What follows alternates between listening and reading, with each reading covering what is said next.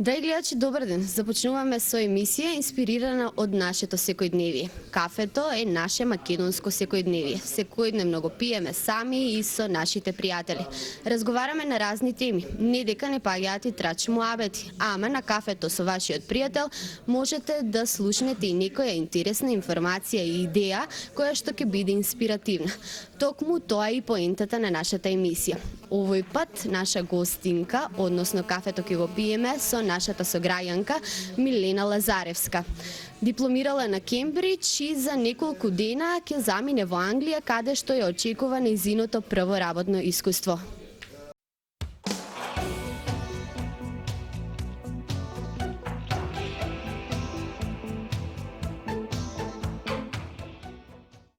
Милена, здраво. Најнапред да ти се заблагодарам што одвои од твоето драгоцено време за да пиеш кафе заедно со нас и да си помуаветиме. Тоа е само моје задоволство, фала на поканата. На одмор си тука во Македонија, во твојот роден град. За неколку дена заминуваш во Англија, каде што те очекува твоето прво работно искуство. Како се чувствуваш? Ти се оди или ти се останува тука? Тоа е секогаш нож со две острици, како што викам ја. Од една страна е заминување од дома, напуштање на мојот дом, на мојата фамилија, на моето друштво, на мојот роден град. Меѓутоа, друга страна е одење кон еден нов предизвик, кон нови лични доградувања, кон нови амбиции, кон нови постигнувања и така натаму. Така да не можам да кажам дали ми се оди или не, секогаш чувствата се поделени. Ке се вратиш ти тука пак? може би еден ден.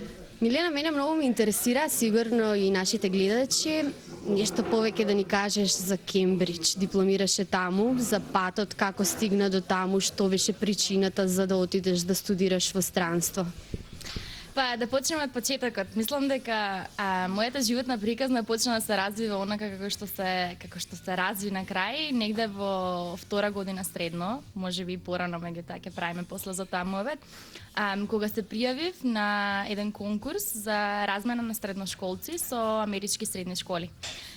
Тогаш под менторство на професорката Желјанка Демирова се пријавив на тој конкурс и добив едно од 5 места од Македонија.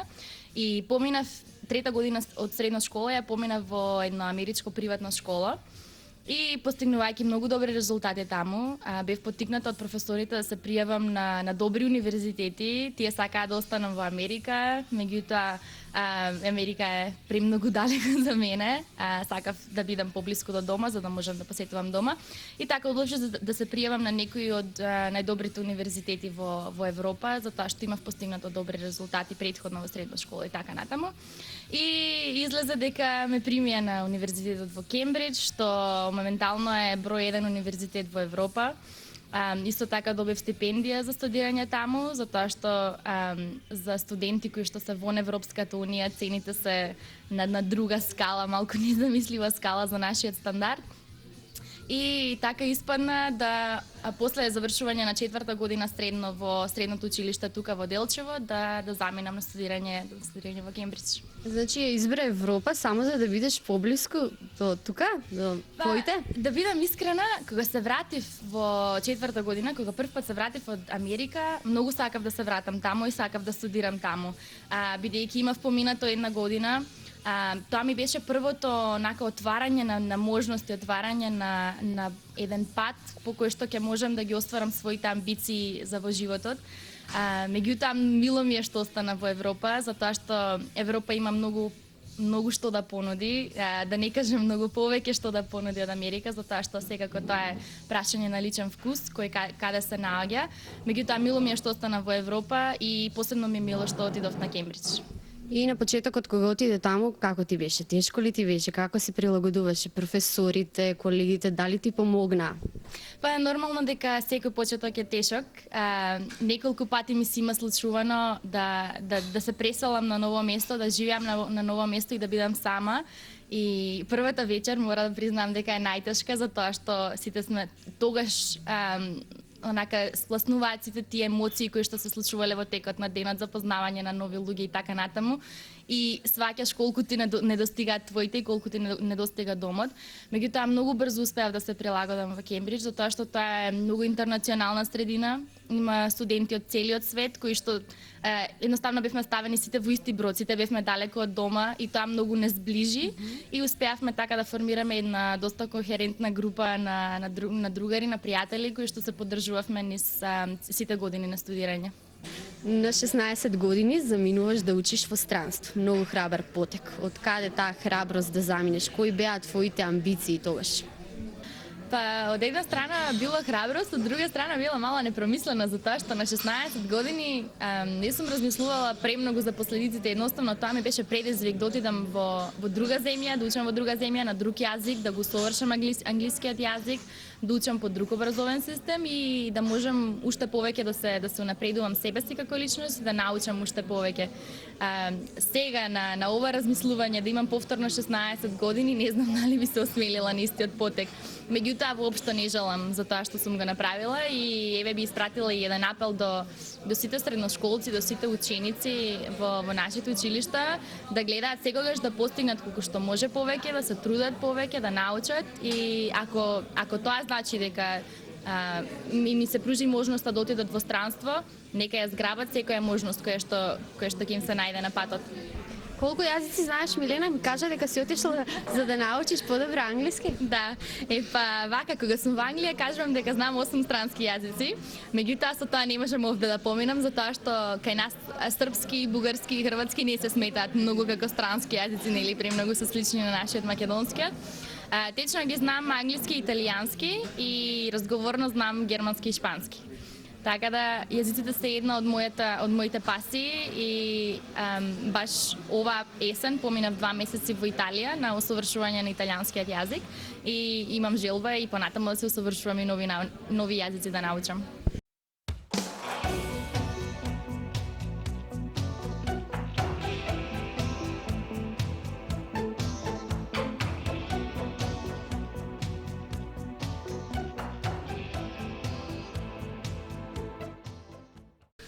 Милена, многу ме интересира. Значи си учела во Америка, во Англија, тука кај нас. Значи си ги запознала и америчкиот, и англискиот, и македонскиот образовен систем. Можеме ли да направиме една споредба, однос професор-ученик, професор-студент, како сакаш? Односот професор-студент на Кембридж, мислам дека е пример за тоа каков треба да биде еден однос помеѓу студенти и професори. Професорите таму имаат невидена почит за нас студентите, затоа што знаат низ кој процес сме поминале за да влеземе на тој универзитет и знаат колку се трудиме ние за да научиме и да постигнеме. Меѓутоа да не зборувам за почита која што студентите ја имаат спрема професорите. Сега мислам дека Кембридж е еден посебен универзитет затоа што предавањата по сите предмети се слични како на нашите универзитети. Тоа се во големи предавални по 300-400 студенти. Меѓутоа, она што е посебно во образовниот систем таму е што постои еден систем на супервизии кој што е многу персонален. 20-тројца студенти се среќаваат со професор по секој предмет еднаш неделно и тој професор всушност го надгледува нивниот академски развој, дали тие доволно ја разбрале материјата, дали доволно научиле, ни даваат домашно, не испрашуваат со тоа не спремаат за испитите кои што се пишани и се есеи и не се кратки прашања, затворен тип на прашања, туку ни даваат по саат време да напишеме еден есеј на одредена тема, со тоа да го изразиме и нашето мислење, освен тоа што сме научиле, па така да ни треба доволно спремање во текот на целата година.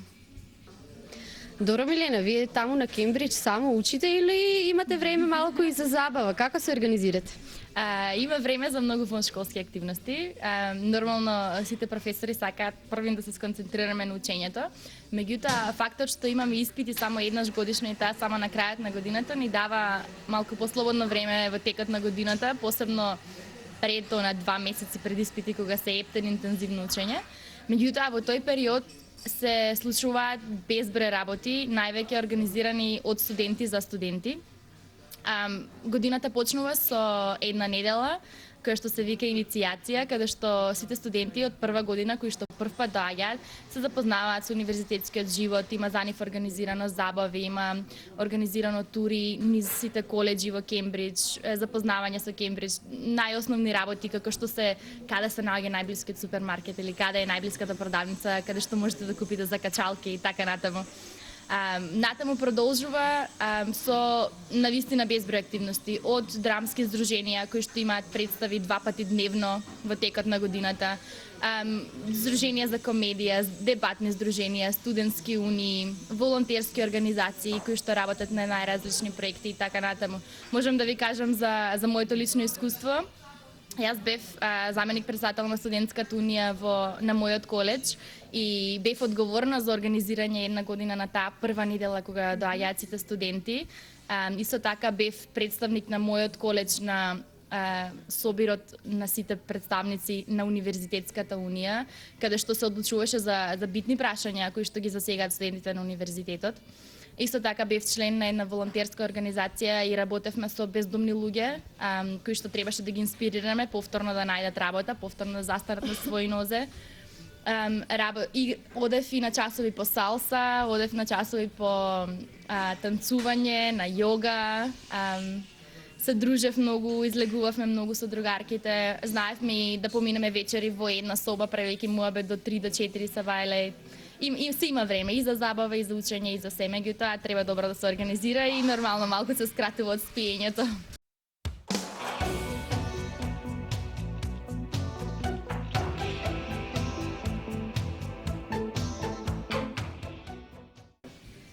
Па се разбира дека постојат забави како кај нас. Англичаните се нација која што во Европа највеќе пие, меѓутоа морам да кажам дека на Кембридж повеќето забави се организирани и се договорени, затоа што сите имаме различни распореди во животот и едно кафе мора да се договори неколку часа однапред, најмалку ако не и неколку денови однапред. Меѓутоа повеќето, значи забавата не е само излегување во дискотеки или собирање по кафичи или одење на кафе и така натаму. Забава е многу поширок термин. Јас и моите пријателки, повеќе моите пријателки отколку што јас, имавме еден клуб на читање на книги и се договаравме која книга ќе ја читаме во наредните 2 недели и на секои 2 недели имавме состанок, дискутиравме што мислиме за таа книга, дали ни се допаднала, дали не ни се допаднала и така натаму. И со тоа мораше и сама за себе да створам време кога ќе ја прочитам таа книга во текот на тие 2 недели, да оформам и свое мислење и навистина ти го отвара умот и те тера да размислуваш и на други теми, не само на површни теми кои што се обично се врзани. За кај нас тоа е лудост. Па не би рекла дека е лудост. Кај нас може би ја нема таа стимулација, го нема тој ентузијазам за да почне некоја таква работа. Меѓутоа, ако почне, сигурна сум дека многу деца, многу луѓе ќе бидат заинтересирани да го прават тоа.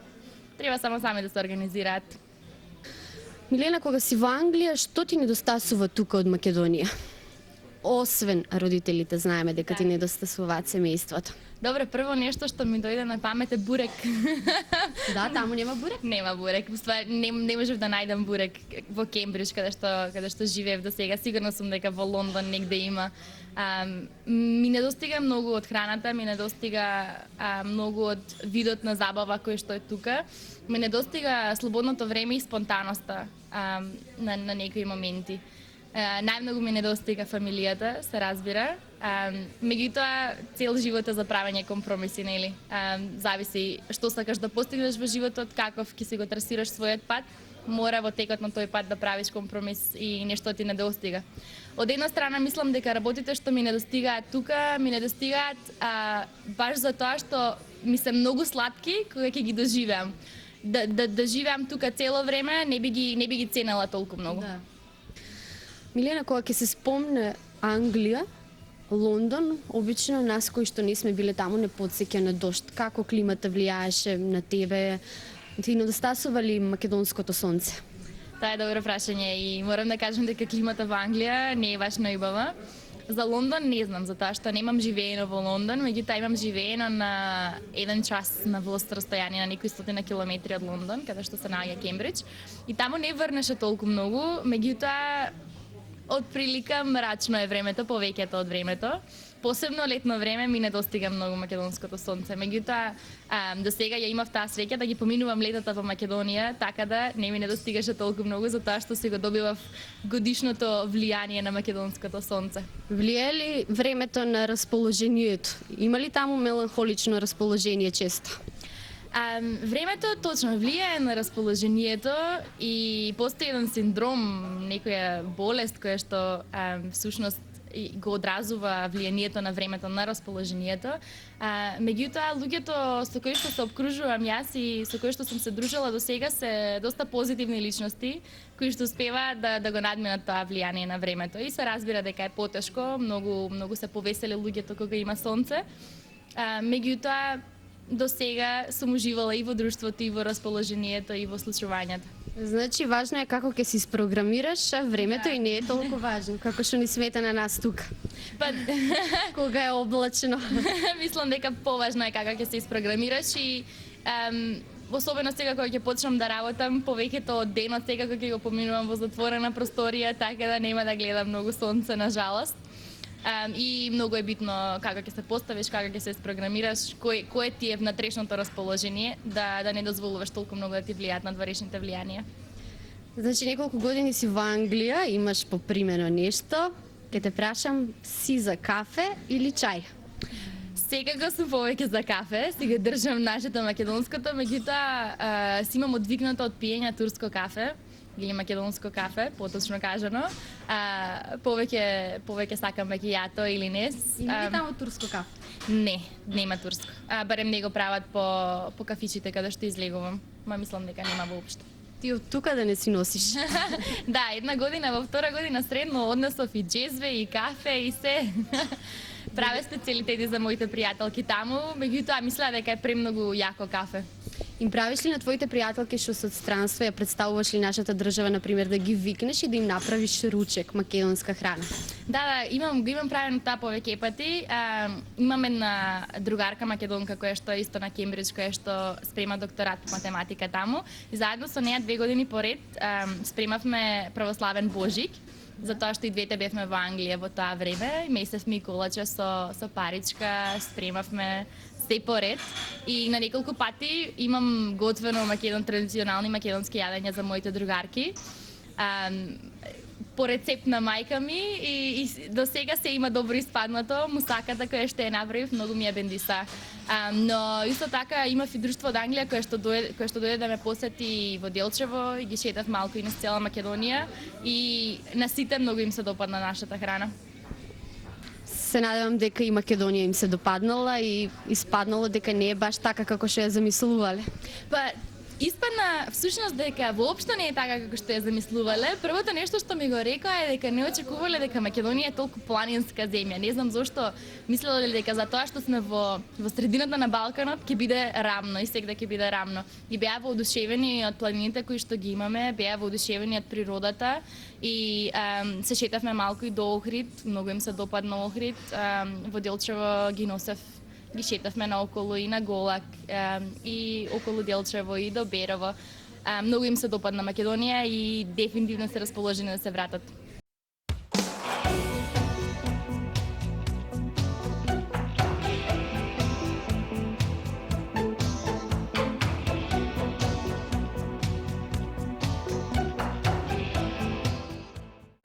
Кажавме дека за неколку дена заминуваш за Англија, каде што те очекува твоето правоработно искуство. Ајде, кажи ни нешто повеќе за тоа што очекуваш. Очекувањата се прилично голем прашалник. Во која фирма ќе работиш? Ќе работам во една фирма која што се вика Bain & Company и е една од, како што ги викаат, големите 3 консултантски фирми, заедно со McKinsey и Boston Consulting Group. И работат на решавање на стратешки бизнес прашања за своите клиенти. Клиентите се големи фирми од најразлични индустрии, од пластика до нафта, до телекомуникации, до фармација и така натаму. И со моето почнување ќе бидам еден член аналист во тимот кој што ќе работи на решавање на овие прашања.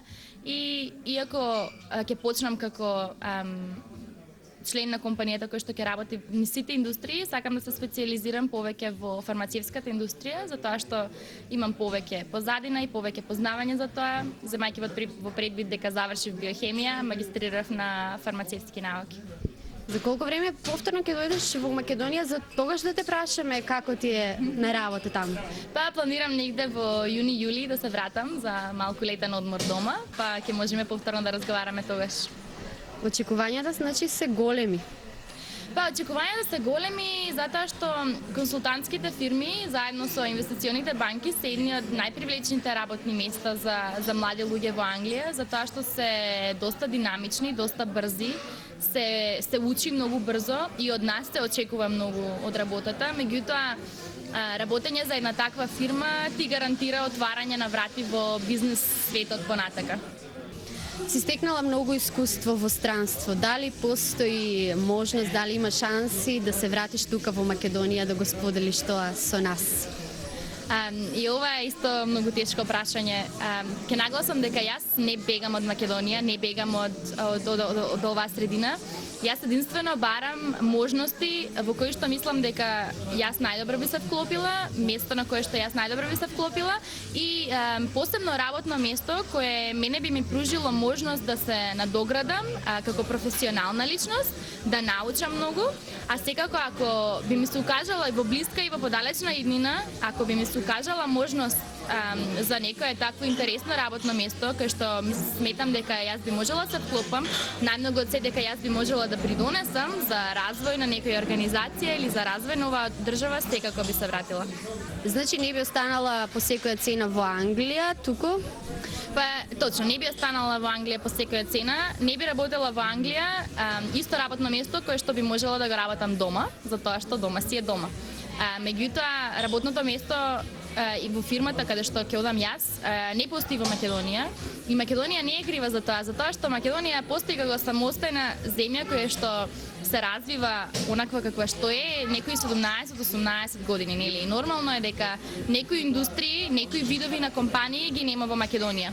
Што не значи дека нашиот млад кадар, нашите интелектуалци и нашите млади кои што отишле во странство да печалат дали се тоа финанси, дали е тоа искуство, не треба да размислуваат дека на Македонија и треба токму такви кадри како што сме ние, кои што заработиле своје искуство во некое општество кое што е поразвиено, меѓутоа ќе се вратат назад за да го напредат нашето општество и да ја пружиме на Македонија развој како што заслужува. Значи можеме да те очекуваме да ни се вратиш назад, полна со искуство и знаење и да ни пренесуваш тука. Милена, многу ти благодарам што одвои од твоето драгоцено време и што ни беше гостинка и ти посакувам успех на сите полиња, се што си намислила, нека стане реалност. Благодарам многу, фала на поканата и ми беше задоволство да бидам гостин во вашата емисија. Ти посакувам среќен пат за Англија.